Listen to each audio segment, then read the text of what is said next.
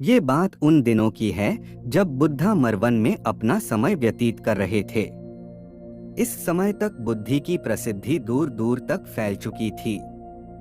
बहुत दूर दूर से लोग अपनी चिंताओं और परेशानियों का समाधान खोजने के पास आते थे। ऐसे ही एक दिन जब बुद्धा मरवन में अपने शिष्यों को प्रवचन दे रहे थे, तो एक अधेड़ उम्र का व्यक्ति अपने 2021 वर्ष के पुत्र को अपने साथ लिए बुद्धि की तरफ चला आ रहा था। जब यह प्रवचन स्थल के पास पहुंच गए तो एक नजर उन पर डाली और इशारे से बैठने के लिए कहा। जब प्रवचन समाप्त हो गया और सभी लोग वहां से चले गए तो बुद्ध ने उस व्यक्ति को अपने पास बुलाया और बैठने के लिए कहा। वहां चारों तरफ हरियाली छाई हुई थी। मौसम बहुत सुहाना था और तरह तरह के पक्षियों की आवाजें गूंज रही थी। ऐसा नजारा देखकर उस व्यक्ति को अंदर से असीम शांति महसूस हो रही थी।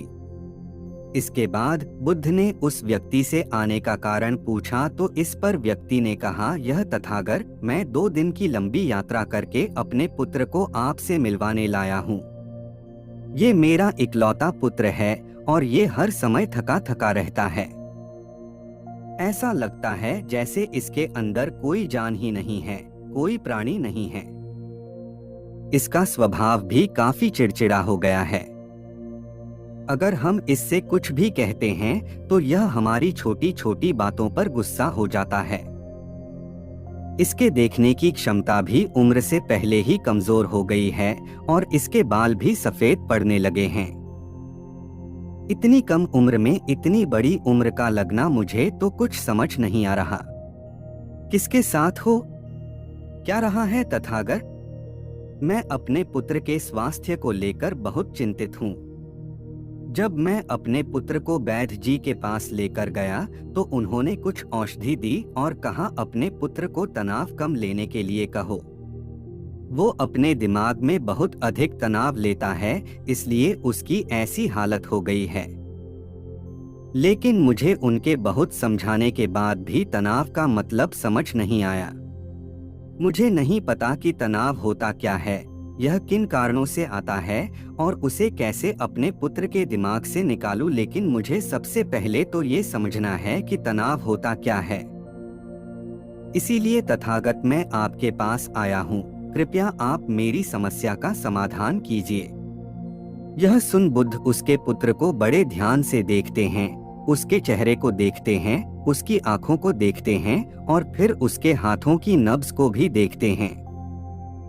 यह सारी विधि करने के पश्चात बुद्ध उस व्यक्ति से कहते हैं, तनाव लेना तो कोई नहीं चाहता, लेकिन फिर भी यह तनाव लोगों के दिमाग को दीमक की तरह पकड़ लेता है और व्यक्ति जान भी नहीं पाता कि वह तनाव में जी रहा है। लेकिन अगर व्यक्ति तनाव के कारणों को अच्छे से समझ लेता है और तनाव के बारे में कोई ऐसा पैमाना बना लेता है जिससे वह जान सके कि वह कितने तनाव में है, तो वह इस समस्या का समाधान भी खोज सकता है। सबसे पहले तो तुम ये समझो कि तनाव होता क्या है। जब भी कोई व्यक्ति कोई काम कर रहा होता है लेकिन उसका मन कहीं दूर भटक रहा होता है, कल्पनाओं में होता है, तो उसके शरीर और मन के बीच एक दूरी पैदा हो जाती है। यह दूरी जितनी अधिक होगी, व्यक्ति उतनी ही ज्यादा बेहोशी की अवस्था में होता है और शरीर व मन के बीच की इसी दूरी, इसी खिंचाव को तनाव कहा जाता है। आखिर कोई पसंदीदा खेल खेलने के बाद व्यक्ति चुस्ती और प्रसन्नता से क्यों भर जाता है, जबकि उसने तो अपने शरीर को थकाया है। लेकिन समझने वाली बात यह है कि खेलते समय मन और शरीर एक साथ पूरी तरह से उस खेल में केंद्रित होते हैं, जिससे शरीर और मन के बीच दूरी पैदा नहीं होती और कोई तनाव पैदा नहीं होता। और अगर दिमाग में कोई तनाव था भी तो वो भी दूर हो जाता है। लेकिन इसके विपरीत जब हम कोई ऐसा काम करते हैं जो हमें पसंद नहीं है, तो हमारा ससुर तो उस काम को कर रहा होता है, लेकिन हमारा मन कहीं दूर कल्पनाओं में भटक रहा होता है, जिससे शरीर और मन के बीच एक दूरी पैदा हो गई और तनाव ने जन्म ले लिया। इसीलिए व्यक्ति को एक समय पर सिर्फ एक ही काम करना चाहिए और अपने तन और मन की सारी शक्ति उसी एक काम पर लगा देनी चाहिए, जिससे व्यक्ति के अंदर तनाव पैदा ही ना हो। इसके बाद बुद्ध ने कहा, तनाव पैदा होने के मुख्य 8 कारण होते हैं और जिसने इन कारणों को समझ लिया वो जीवन भर तनाव मुक्त रह सकता है। मुख्य कारणों में सबसे पहला कारण है अति महत्वाकांक्षी होना। महत्वाकांक्षी होना अच्छी बात है, लेकिन क्या कभी आपने इस बात पर ध्यान दिया है कि इंसान के लक्ष्य कभी पूरी ही नहीं होते। उसका एक लक्ष्य पूरा हुआ नहीं कि वह दूसरे की तरफ भागने लगता है, दूसरा पूरा हुआ तो तीसरे की तरफ, और इस तरीके से वो अपने लक्ष्यों को पाने के लिए जिंदगी भर गोल गोल घूमता रहता है। इसीलिए जो व्यक्ति अति महत्वाकांक्षी होता है, जिसने बड़े बड़े लक्ष्य बनाए होते हैं, वह वर्तमान में कभी रह ही नहीं पाता। उसका मन सदैव भविष्य की योजनाएं बनाने में ही व्यस्त रहता है। उसका शरीर तो वर्तमान में रहता है, लेकिन भविष्य में ही रहता है, जिससे मन और शरीर के बीच दूरी पैदा हो जाती है और वह तनाव भरी जिंदगी जीने लगता है। बुद्ध के मुंह से यह बात सुन उस लड़के ने कहा, बुद्ध, तो फिर इसका मतलब है कि हमें लक्ष्य नहीं बनानी चाहिए, क्योंकि लक्ष्य बनाना भी तो महत्वाकांक्षा ही है। इस पर बुद्ध ने कहा, जीवन में लक्ष्य बनाना कोई गलत बात नहीं है, लेकिन समस्या तब उत्पन्न होती है जब वो अपना पूरा ध्यान उस लक्ष्य से मिलने वाले परिणाम पर ही लगा देते हैं और उसके परिणाम की चिंता करते रहते हैं। व्यक्ति को वर्तमान में जीना आना चाहिए। आप लक्ष्य बनाइए और उस लक्ष्य की प्राप्ति के लिए कड़ी मेहनत करिए, लेकिन साथ ही साथ आपको इस बात का भी ज्ञान होना चाहिए कि आप अभी वर्तमान में जी रहे हैं और वर्तमान ही सत्य है। बुद्ध ने आगे कहा, तनाव का दूसरा सबसे बड़ा कारण है ईर्ष्या। जब व्यक्ति ईर्ष्या और जलन से भर जाता है तो उसका मन अंदर से सड़ने लगता है। ईर्ष्या एक आंतरिक घाव है। आंतरिक घाव यानी मन का घाव व्यक्ति के शरीर का घाव तो भर सकता है, लेकिन मन का घाव कभी नहीं भर सकता। इसीलिए व्यक्ति को दूसरे की खुशी और तरक्की से कभी ईर्ष्या नहीं करनी चाहिए, क्योंकि तनाव का कारण है। इसके बाद बुद्ध ने तनाव का अगला कारण बताते हुए कहा कि आरुषिपूर्ण काम करने से भी मन में तनाव पैदा होता है। जो काम करना हमें पसंद ही नहीं है, जिसका में हमारी रुचि ही नहीं है, उस काम में हमारा मन लग ही नहीं पाएगा। हमारा शरीर तो वही बैठा रहेगा, लेकिन हमारा मन कल्पनाओं की उड़ान भरेगा, जिससे शरीर और मन के बीच दूरी पैदा हो जाती है और व्यक्ति तनावग्रस्त हो जाता है। इसीलिए इंसान को हमेशा अपनी रुचि के अनुसार ही कार्य करनी चाहिए। अगर व्यक्ति ने ये पता कर लिया कि उसे कौन सा काम करना पसंद है और वो उसी काम को अपने जीवन का लक्ष्य बना लेता है, तो फिर वो काम उसके लिए काम नहीं बल्कि खेल बन जाता है। फिर बुद्ध ने कहा, तनाव का चौथा कारण होता है किसी दूसरे से अच्छा रखना। बुद्ध ने उस व्यक्ति की ओर इशारा करते हुए कहा, एक पिता होने के नाते तुम्हारी अपने पुत्र से बहुत सी अपेक्षाएं होंगी कि तुम्हारा पुत्र एक बहुत ही कामयाब इंसान बने, तुम्हारा नाम रोशन करे, जैसा तुम चाहते हो उस तरह का जीवन जिए, तुम्हारी हर बात मानी। लेकिन क्या आज तक कभी किसी की सारी अपेक्षाएं पूरी हुई है? जब भी कोई व्यक्ति किसी दूसरे से कोई अपेक्षा रखने लगता है तो वो अनजाने में अपने लिए तनाव पैदा करने लगता है। जरा सोचो कि अगर तुम्हारा बेटा तुम्हारे अनुसार काम नहीं कर रहा और वो नहीं बन पा रहा जो तुम उसे बनाना चाहते हो, तो निश्चित रूप से तुम्हारे दिमाग को तनाव पकड़ लेगा। तुम तनाव से भरा जीवन जीना शुरू कर दोगे और इस तनाव के बस में आकर तुम ऐसा व्यवहार करोगे, ऐसी बातें करोगे कि तुम्हारा अपने पुत्र के साथ संबंध और भी खराब होता चला जाएगा। इसीलिए व्यक्ति को जितना हो सके उतनी कम अपेक्षाएं दूसरों से रखनी चाहिए, और अगर पूरी तरह से तनाव मुक्त रहना है तो दूसरों से अपेक्षा रखना ही बंद कर दो। इसके बाद बूथ ने कहा कि शारीरिक कष्ट भी इंसान के तनाव का एक कारण होता है। जब व्यक्ति किसी शारीरिक पीड़ा से गुजर रहा होता है तो उसका पूरा ध्यान बस अपने उस शारीरिक दर्द पर होता है और वो पूरे दिन बस उसी के बारे में सोचता रहता है, जिससे उसका मन दुख के विचारों से भर जाता है और ऐसी स्थिति में व्यक्ति तनावग्रस्त रहने लगता है। यह सुन उस व्यक्ति ने कहा कि हे बुद्ध, शारीरिक दुख तो किसी भी व्यक्ति को हो सकता है, तो फिर क्या हुआ? व्यक्ति जीवन भर तनाव में ही जिएगा? इसका जवाब देते हुए बुद्ध ने कहा कि इंसान को ये बात समझनी चाहिए कि हमारा जीवन दुखों का आधार है। जैसे जैसे हमारा जीवन आगे बढ़ता है, इसमें दुख आते हैं, बीमारियां आती है और फिर अंत में मृत्यु भी आती है, तो बीमारियां इंसान के जीवन का अभिन्न अंग है। कोई इनसे बच नहीं सकता।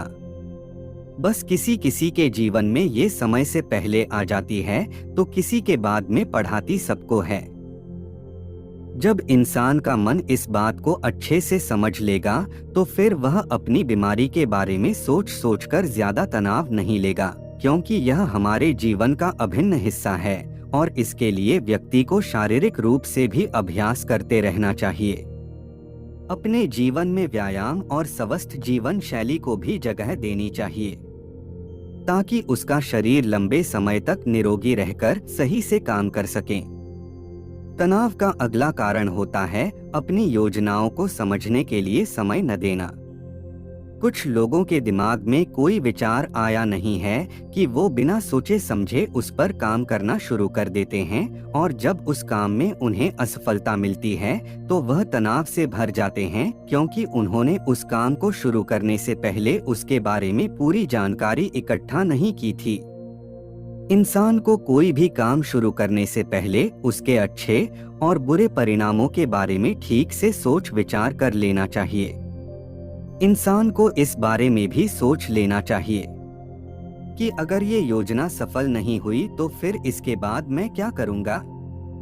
इसलिए व्यक्ति को अपनी योजनाओं को ठीक से समझने के लिए पूरा समय देना चाहिए ताकि बाद में उस योजना की वजह से तनाव पैदा ना हो। तनाव का 7वां सबसे बड़ा कारण होता है टालमटोल करना। आज के काम को कल पर टालना। आप लोगों ने ये कहावत तो सुनी होगी कि आलसी इंसान के शरीर का सबसे बड़ा शत्रु है। इंसान आलस्य की वजह से आज के काम को कल के लिए टाल देता है और फिर काम को टालना उसकी आदत बन जाती है। काम को कल पर टालने वाले व्यक्ति का काम कभी भी समय पर पूरा नहीं हो पाता और अगर किसी तरह से पूरा हो भी जाता है तो वह उतना अच्छा नहीं हो पाता जितना अच्छा उसे किया जा सकता था और फिर यह बात व्यक्ति के अंदर तनाव पैदा करती है। लेकिन काम को टालना या काम को एकदम अंत समय पर करना एक आदत है। इसीलिए व्यक्ति ना चाहते हुए भी बार बार अपनी इस आदत का शिकार बन जाता है और काम को टालता रहता है और फिर जब काम की समय सीमा पास आ जाती है तो वह तनाव से भरकर काम को पूरा करने का प्रयास करता है। इसीलिए तनाव मुक्त रहने के लिए व्यक्ति को काम को टालने की आदत छोड़नी पड़ेगी और यह तभी संभव है जब व्यक्ति काम को समय से पहले खत्म करने का निश्चय करें। सबसे आखिरी और सबसे प्रमुख कारण जो तनाव का होता है वो है ज्यादा सोचना। लगातार सोचते रहना भी एक बीमारी है और यह उस व्यक्ति में सबसे ज्यादा पाई जाती है जो कपोल कल्पनाएं करता है, जो अतीत की घटनाओं और भविष्य की बातों के बारे में सोचता रहता है, जो बेवजह के अनुमान लगाता रहता है। इसीलिए व्यक्ति को ज्यादा सोचने की आदत पर लगाम लगाना चाहिए। इसके लिए जितना हो सके खुद को काम में व्यस्त रखना चाहिए और हर दिन ध्यान का अभ्यास करने को अपने जीवन का हिस्सा बना लेना चाहिए। बुद्ध के मुंह से यह सारी बातें सुनकर उस व्यक्ति ने हाथ जोड़कर कहा, बुद्ध, मेरा पुत्र तो अभी मात्र 20 वर्ष का ही है और इसमें अभी इतनी समझ भी नहीं है कि यह आपकी बताई सारी बातों का एक साथ पालन कर सके। आप कृपया करके तनाव मुक्त रहने का कोई आसान सा तरीका बता दें जिससे मेरा बेटा उसका अनुसरण भी कर सके और तनाव मुक्त भी रह सके। उस व्यक्ति की यह प्रार्थना सुन बुद्धि ने कुछ सोचते हुए जवाब दिया, अगर तुम इतनी सारी बातों का पालन नहीं कर सकते तो इसके लिए एक बहुत ही आसान विधि है। तुम एक बार में एक काम को करने पर ध्यान लगाओ भी काम कर रहे हो, उस समय पर सिर्फ उसी काम को करो, सिर्फ उस पर ही अपना पूरा ध्यान लगाओ। और अगर तुम्हारा मन इधर उधर भटक जाता है तो जैसे ही तुम्हें याद आए उसे वापस फिर उसी काम में लगा दो। ये सबसे आसान और अच्छा तरीका है तनाव मुक्त रहने का। जब तुम भोजन करो तो उस समय सिर्फ भोजन ही करो, उसके पूरे स्वाद का आनंद लो, उसी अनुभव करो। जब चलो तो अपना पूरा ध्यान सिर्फ चलने लगा दो। इससे तुम्हारा मन और तुम्हारा शरीर दोनों एक जगह पर केंद्रित रहेंगे। दोनों के बीच दूरी पैदा नहीं होगी, जो कि तनाव का मुख्य कारण होती है। दोस्तों, आज की युवा पीढ़ी एक ही समय पर दो दो तीन तीन काम करने के आदी हो चुकी है, जैसे फोन पर बात करते हुए गाड़ी चलाना, खाना खाते हुए टीवी देखना, ये फोन चलाना, और फिर इनकी शिकायत रहती है कि मैं तनाव में जी रहा हूँ, मेरा मन शांत रहता है, मैं चिड़चिड़ा सा हो गया हूँ। जब कोई व्यक्ति एक ही समय पर तीन तीन काम करेगा तो तनाव पैदा होना तो स्वाभाविक है, क्योंकि दिमाग तो एक समय पर पूरा ध्यान लगाकर सिर्फ एक ही काम कर सकता है। पूर्ण रूप से एक ही समय पर दो कामों पर ध्यान कभी नहीं लग सकता। इसीलिए जहां तक संभव हो सके एक समय पर सिर्फ एक ही काम करने का प्रयास करें, वो भी पूरे ध्यान के साथ। दोस्तों, आशा करता हूं कि आपको इस स्टोरीज से काफी कुछ सीखने को मिला होगा। धन्यवाद।